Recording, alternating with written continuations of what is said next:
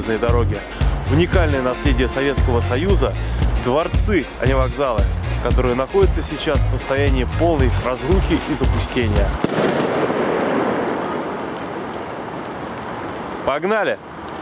Начнем мы с вами с платформы Абаата. Вот так выглядит вход на нее. Посмотрите, какая широкая, красивая лестница. А используется всего маленькая тропинка, по которой мы с вами сейчас поднимемся. Уникальная тема, которую я видел только в Абхазии. Из тоннеля железнодорожный путь выходит на мост, на котором платформа, и сразу же уходит в следующий тоннель. Гагра. Насколько я знаю, слева было название по-грузински. Его, соответственно, сбили. Эхо войны.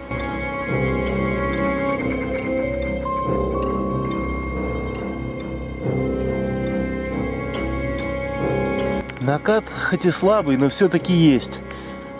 2-3 пары поездов здесь точно проходят ежедневно. Место привлекательно для туристов. Но неудивительно, какой русский человек не любит советский постапокалипсис. Безопасно.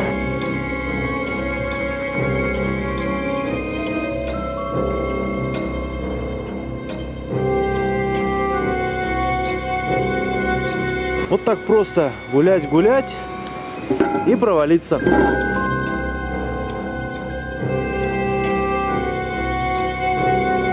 Вика, ты знаешь, что это? Что? Это фонарь. Зачем? А как ты думаешь, зачем он нам? Подсказка, Нет, мы стоим рядом с тоннелем. Нет. Ну давай, пойдем. Ты инженер по охране труда, мне понадобится твоя сила. На фонарь, держи. Пойдем, веди. Я не пойду, я не хочу. Все наши телезрители этого хотят. Нет, Да. я не хочу туда ходить. Он меня тащит. Вот вы не водите своих девушек и женщин вот туда вот. Я вам сейчас покажу.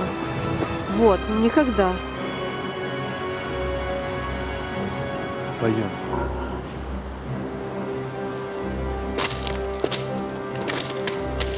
Раз, два, Фредди заберет тебя. 9, 10. Никогда не спите, дети! Собственно, идем мы с вами по тоннелю. Обычный тоннель. Ничего сверхъестественного. Видим очень большое количество вот таких вот мест для безопасного нахождения. Правда, безопасное оно весьма условно. Где? Где там? Здесь нет людей. Оттуда пели. Это я пел. Нет. А он там- тоже какая-то херня с завалом. Класс. А он, посмотрите, вверху мощеная. Класс. То есть он выложен из камня. Отпад. А это, видимо, была парадная лестница. Парадный спуск, на котором сохранилось название платформы. Двигаемся в сторону выхода. Посмотрите, когда-то здесь потолок был светло-голубого цвета. Деревянные конструкции выкрашены в зеленый. Класс. И вот сохранилась лесенка. Выглядит намного лучше, чем та, по которой мы поднимались. Ну а мы с вами едем дальше.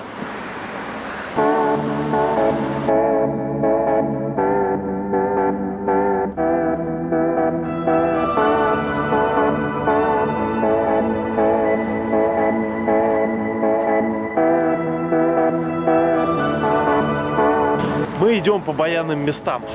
Сейчас мы в Гагре, Зимний дворец, и полюбуемся с его высот на колоннаду.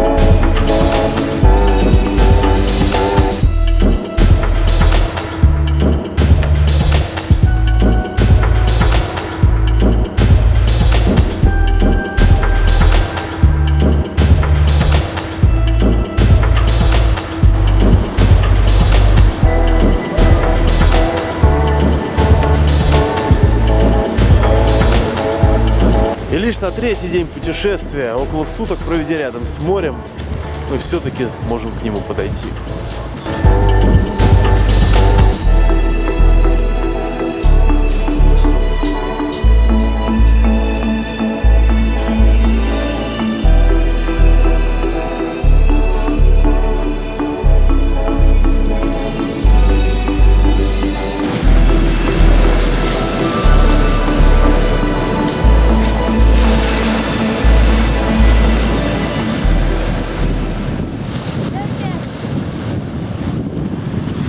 Мокрый 5. Мне нос красный.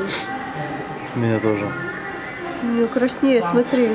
Моя голова больше твоей здесь. Нужно тебе вот дальше руку. Видишь, моя голова больше твоей. Убери руку. Не самые мы труевые ванлайферы. Иногда мы любим заехать куда-нибудь в ресторацию и немножечко вкусно перекусить. Особенно пастой. Ну или супчиком каким. Знаете ли, в бусе суп готовить, ну, честно говоря, лень. Зато Нам- гречка заходит на ура. Да, греча это во. Кушайте гречу, господа и дамы. Дорогие телезрители, что-то пошло не так. Внезапно на всем берегу отрубился свет. Wi-Fi не будет. Весь отдых пошел не так, как было планировано. Вообще все не по плану. Еще с утра мы думали, что у Вики может быть аппендицит.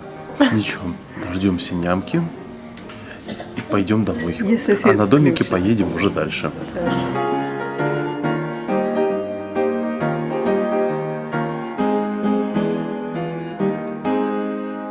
Свет нам все-таки включали. Но ненадолго. Вновь в темноте. Голодные. Не дождались. Короче, ребят, ванлайф имеет нас. Еды мы там не дождались, свет там так и не дали. Взяли мы наш чаечек и поедем дальше. По пути что-нибудь найдем. Кто-то переиграл в Need for Speed Underground. У Ниссана перед нами синие лампочки. Вот, посмотрите. Видно? Всем привет, ребят. Вчерашний вечер прошел очень сумбурно. Мы по темноте доехали в Сухум, быстренько затарились в кафешечку, очень долго ждали, покушали и приехали на самую центральную главную площадь и завалились спать. Перед сном зашел в гости к нашим ребятам из Питера. И все. А на утро у нас начались дожди. В принципе, как и обещали. Сейчас умоюсь, приведу себя в порядок, и мы пойдем прогуляемся по дому правительства. А Вика пока останется отдыхать дома. За старшую. Вот такая картина. Мы и ребята из Питера. Погода, кстати, чисто питерская. А мы попали уже в здание парламента. Изнутри, с центрального входа, оно выглядит как-то так. Печальное зрелище. Неиллюзорный шанс разложиться на разных этажах. Неиллюзорный шанс получить по кумполу свалившейся хренью, кое здесь предостаточно. Все, как мы любим, друзья.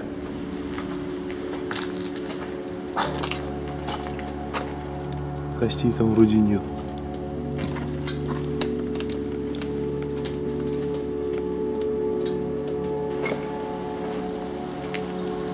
Ё-моё.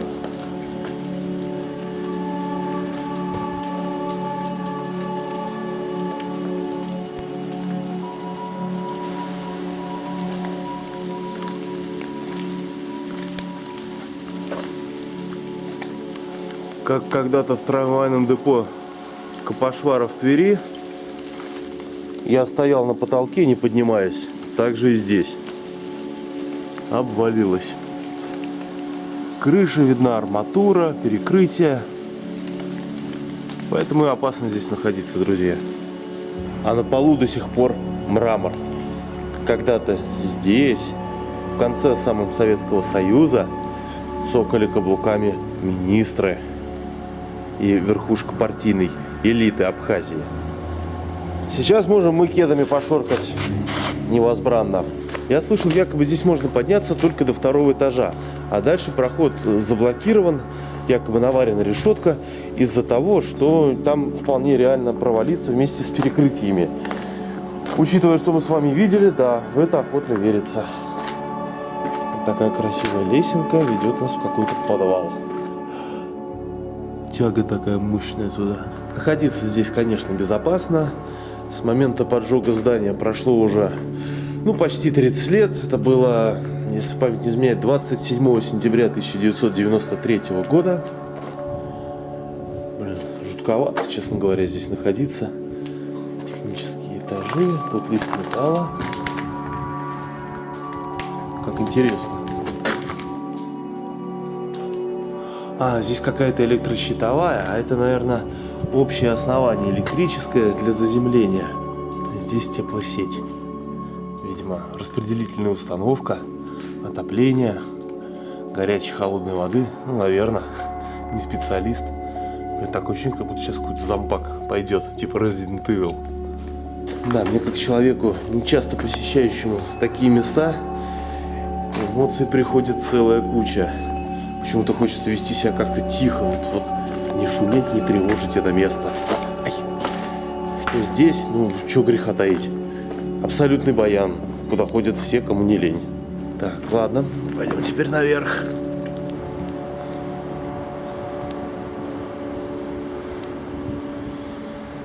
Разные отверстия, разные калибры.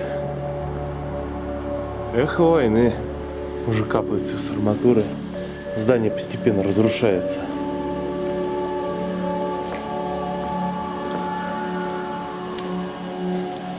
А вот это мы видим правое крыло. И, кстати, оно до сих пор используется. Видите, окошки новые, пластиковые. Но следы от обстрела ребята не спешат заделывать. Грозное напоминание. Вид, конечно, такой, как в Москве. Лестница классная. Советский конструктивизм. Левому крылу повезло меньше. Стоит в руинах. Как красиво его зеленью обволокло. А там дальше обычная абхазская многоэтажечка.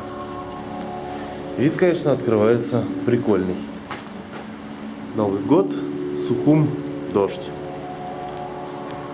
И архитектура. Ребята, архитектура сама по себе вообще кайфовая.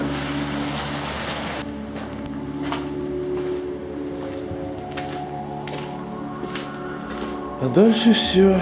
Дороги нет. Вот такими мощными прутками перекрыли путь дальше. Пруток вот. Собственно, палец, пруток.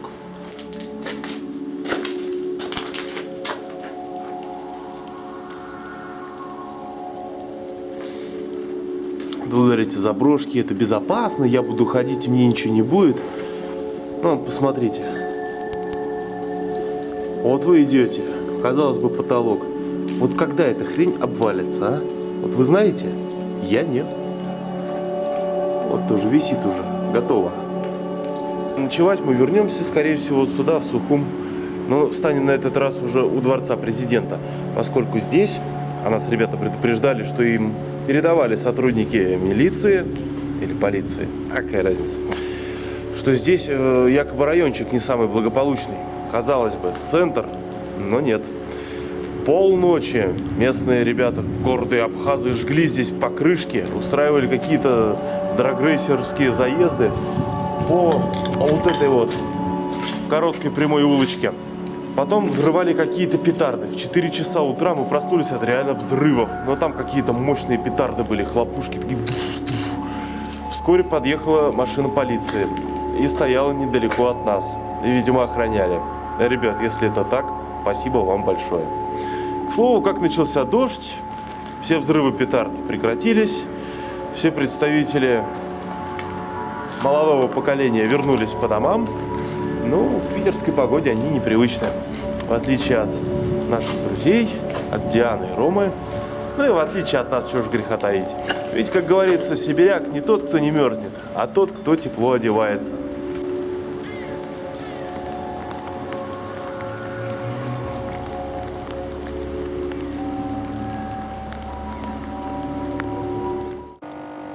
А пока мы с вами где-то шлялись, Вика освоила кофемашину. Будет вкусный завтрак прямо с кофейком. Вишенка, а что у нас на завтрак? Бутики. Бутики? Да? Нас это полностью устраивает. Бон аппетит. Бон аппетит! У нас еще еды хватает много, надолго. А, нездоровое питание для меня. Гречка для вкуса. Все правильно. Вкусная гречка для вкуса. Да. Ну что, учитывая, что у нас вот такая вот погодка, поедем мы сегодня, наверное, начнем наше путешествие с-под земли. А именно пещера в Новом Афоне. Дружку. Хотел написать на запах жженой резины, но не буду. Ну, короче, не сидите на месте. Пис, пис. Пис. Пис. Тебе. А, Макс, держи меня, я упаду сейчас.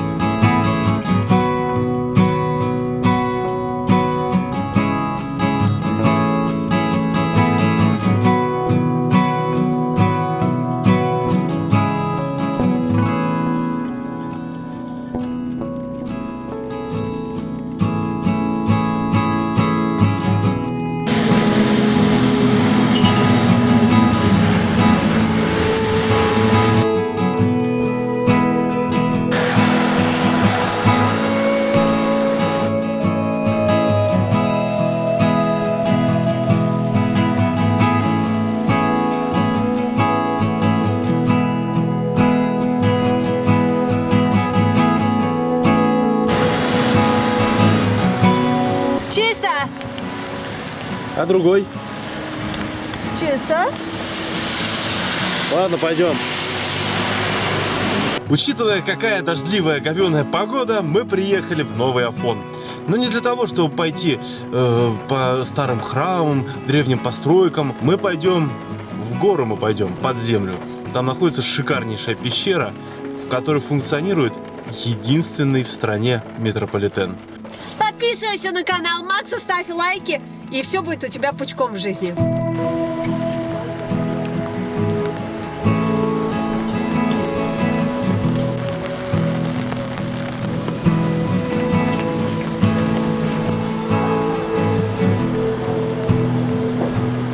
Метрополитен, как это и водится, начинается с очереди в кассу и давки. Выполнено все в лучших традициях. Мрамор, гранит. Вот такой скромный вестибюль. Открыт всем ветрам. Отопления здесь нет, но в Абхазии оно и не нужно. А для тех, кто только ожидает свой поезд, установлены такие прикольные деревянные лавочки. Ну вот мы на них с вами присядем и подождем нашего времени. Метрополитен построен в 1975 году, имеет общую длину 1,2 километра. 3 станции. Мы сейчас находимся на первой, входные ворота. Есть еще 2. Колея всего 900 мм, напряжение 300 вольт. Подвижной состав 3 состава. Первые 2 поезда работали с самого начала, с 1975 года. Контактно-аккумуляторные поезда советской постройки под названием «Турист». Они проходили ремонт и работали до совсем недавнего времени. Однако потом эстафету принял электропоезд Рижского вагоностроительного завода. И это уже совсем новый век. Двери имеют привод. Машинист, ведя поезд от начальной станции, сидя спиной по ходу движения, наконец-то имеет возможность контролировать состояние пути перед ним. На хвостовом вагоне установлена камера, а в кабине есть монитор, куда она передает изображение. Метрополитен стал еще безопаснее. А вот так выглядит кабина самого современного метропоезда Абхазии. В отличие от другого метрополитена, здесь готовы ждать опоздавших. Как и положено в метро, тесно, душно, влажно.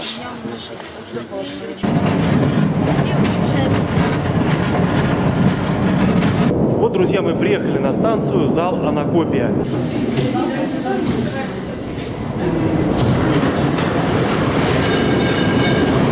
Времени задерживаться и рассматривать эти прекрасные панно у нас нет, потому что нас уже ждут. Не будем тратить ни секунды. Пойдемте. Двери как в бомбаре. Влажность 100%.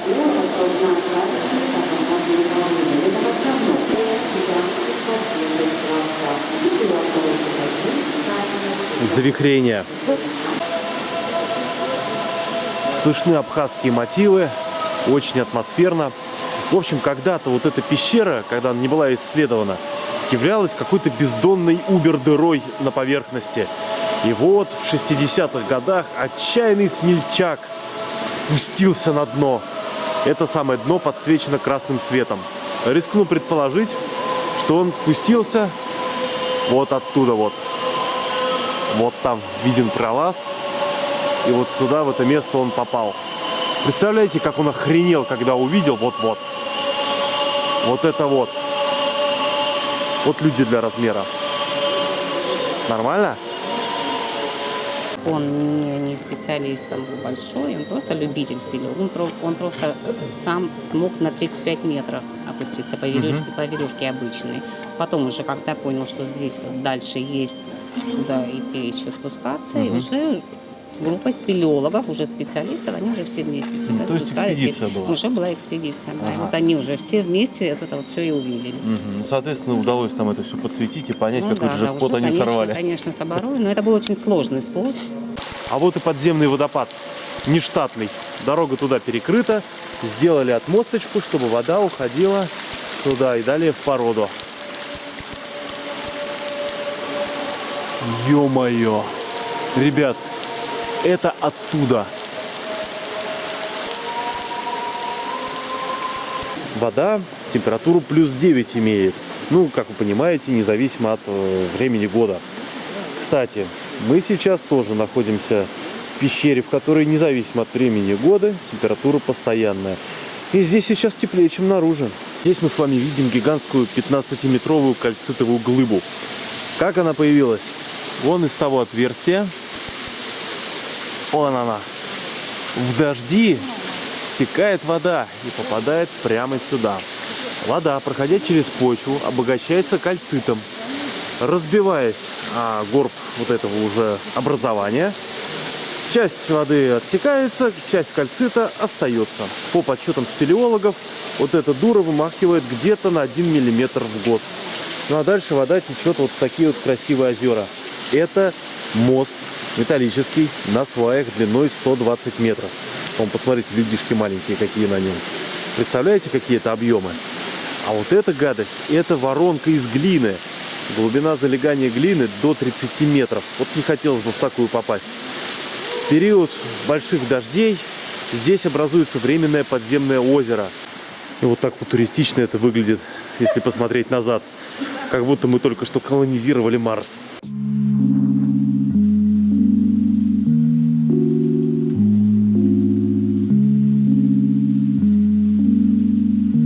Мы видим настоящего подземного жителя. Вот он. Бесцветный, полупрозрачный, умеющий голодать. Вот такая здесь есть интересная сувенирка.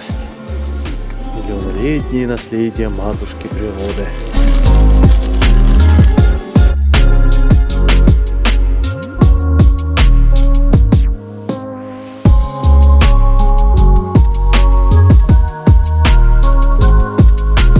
А вот это называется каменный водопад.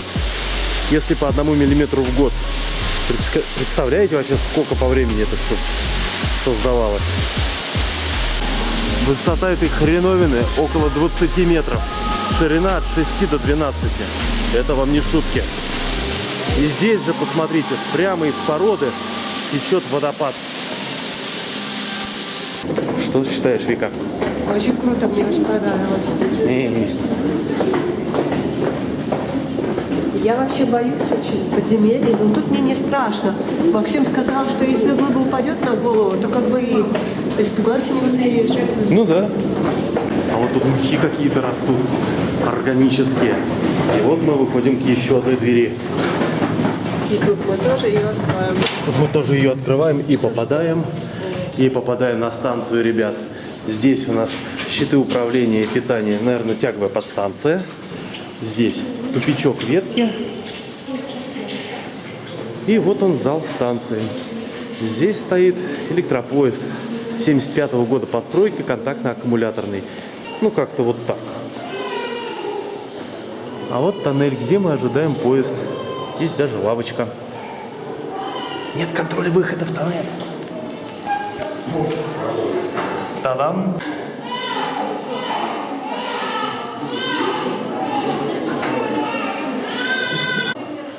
Так что под аккомпанемент младенца будем ждать наш поезд наверх.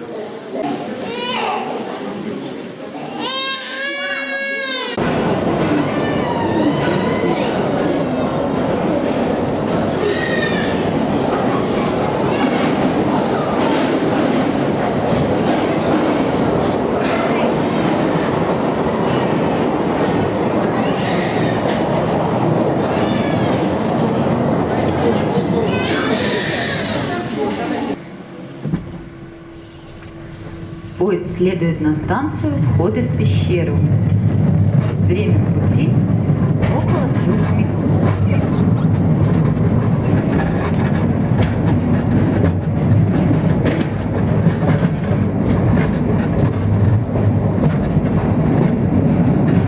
Поезд принимает новых пассажиров и отправляется в очередной рейс.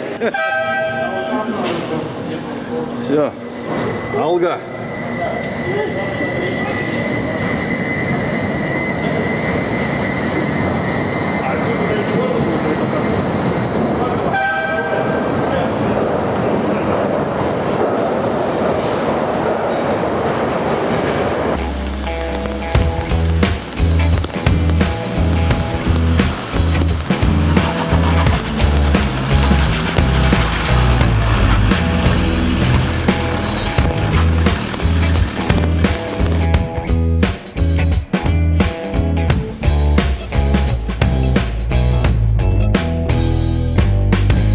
Такие мы непутевые ванлайферы.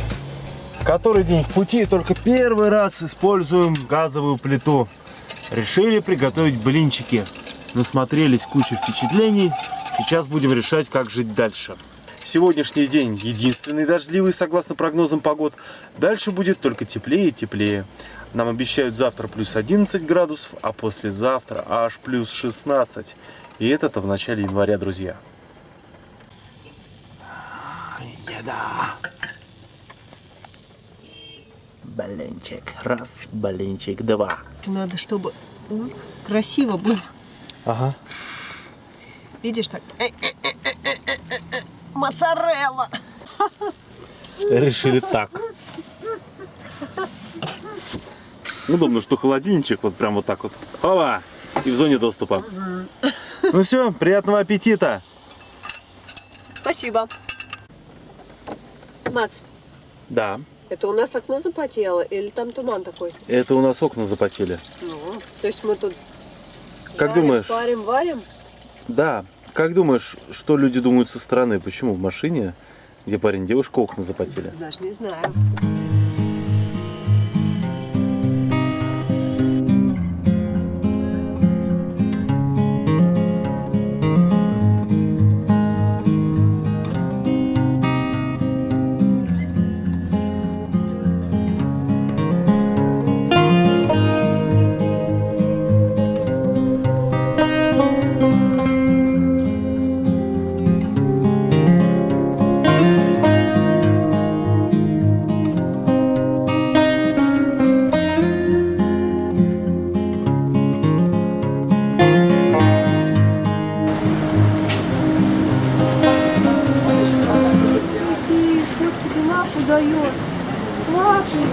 Приехали в центр Сухума.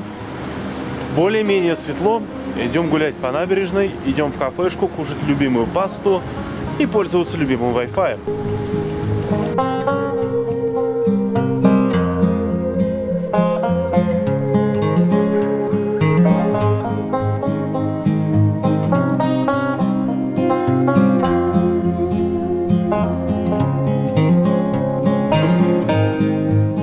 Это самый большой и мудрый дерево во всей Абхазии. Толстенное лысое дерево. У него реально нет кожи. Он его сбрасывал.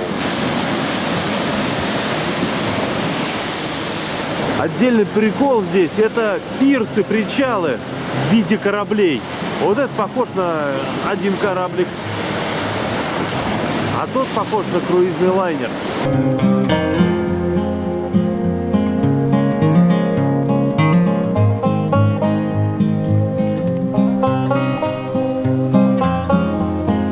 Вот представляете, кто-то предложил: а давайте сделаем пирс в виде корабля, причал в виде корабля, красивый белый круизный лайнер.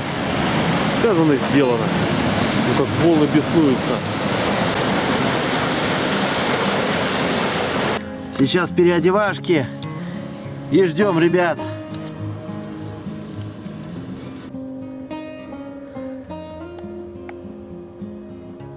Класс. Как легко и удобно можно доставать все необходимые вещи. Прям реклама из телемагазина. Это просто находка какая-то. Для любой хозяйки. Да. Куда ты столько всего понадоставала? Надо мне. В этой поездке мы придумали небольшой лайфхак. Для получения быстрого кипятка использовать кофемашину. Не вставлять в нее никакую капсулу, она сразу будет выдавать кипяток. Если хочется чайка, вот здесь и сейчас самое то. Сейчас мы ждем наших ребят из Питера. Мы решили в Абхазии стараться стоять на ночь вместе.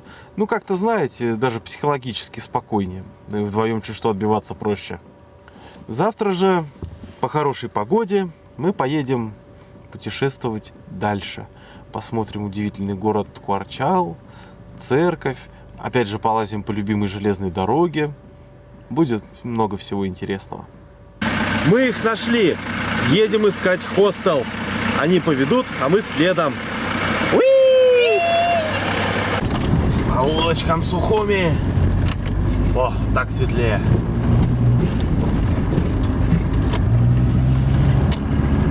Вечер прошел максимально необычно. Мы встретились с ребятами и решили, что надо бы сходить в душ. Но где можно сходить в Абхазии в душ? Рома поступил правильно и предложил самый здравый вариант. А давайте снимем хостел. Просто сходим туда, помоемся и дальше по своим домикам. И где-нибудь ночевать. Добро, нашли вариант, но свободных мест там, к сожалению, не оказалось. Нам помогал найти это какой-то мужичок. Баха вроде его звали. Не нашлось нормальных вариантов. Он куда-то звонил, там хотели, прости господи, косарь с рыла. За то, чтобы мы, по сути, только помылись в душе. И он, как истинный узбек, предложил: ребят, херню не занимайтесь, давайте-ка ко мне. Ну, суть до дела, пришли, а там все как водится. Там дети, старшие, младшие, невестки, тещи. И все так душевно и уютно. Обстановка максимально бедная. Ну, даже камеру доставать не хотелось, потому что, ну, стены такие себе.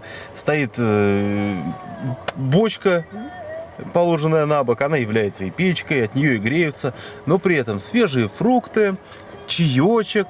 Вот там буквально по щелчку пальца младшая дочка принесла там чайник, чай поставила свеженький. Нас там приняли как родных, пообщались. И вот действительно видели людей не просто как какие-то там узбеки, таджики, а реально как иностранцы. По-русски, ну так, слабенько разговаривают. И вот, ребят, вот реально, а какая нафиг разница, вот иностранец? Почему мы смотрим с придыханием там на англичан, американцев? А вот те же самые узбеки, это совершенно другая культура, это Восток, это дело тонкое. И реально я там столкнулся с ситуацией, когда, знаете, вот вам чай наливают совсем по чуть-чуть. И это не из-за того, что жалко, а чтобы больше внимания уделять. Выпил чашечку, тебе обновят. Это приятно, это прикольно. В общем, там мы души приняли. Было немного трэшово. как повелось в Абхазии в этом году, обязательно отключали свет. Ребят мы пропустили вперед, а мы уж решили там потом. В итоге зашли, я Вику первую, ну, вроде вода тепленькая. Думаю, все, сейчас мне достанется. И тут включают свет. Дуракам везет. А потом сидели, пили чай и болтали обо всем на свете. А сейчас мы сидим у нас дома, ребята у нас в гостях, и все мы чистые, довольные, пьем чаи и обсуждаем прожитый день. Было круто. Такой был занят, я такая, ладно. Блин, а у вас кровать высокая. Кровать высокая, да, вот думаю ее нас тоже ниже? сделать пониже. У нас ниже кровать. И у нас вот так вот даже не сидишь с двумя матрасами. А, да, у тебя порой тебе больше. Ну я просто сижу. Вот такая вот компашка. Обсуждаем, как это все происходит. Все лампово. Играет тут, значит, радио Релакс ФМ. Хитс смотрит на елочку. У нас тут чайки. Вон Вен Лайф, чтобы не перепутали. Без смс и регистрации. Да. А печенюшки уже почти все съедены. Такой вот у нас хороший вечер. Так что не грустите, друзья.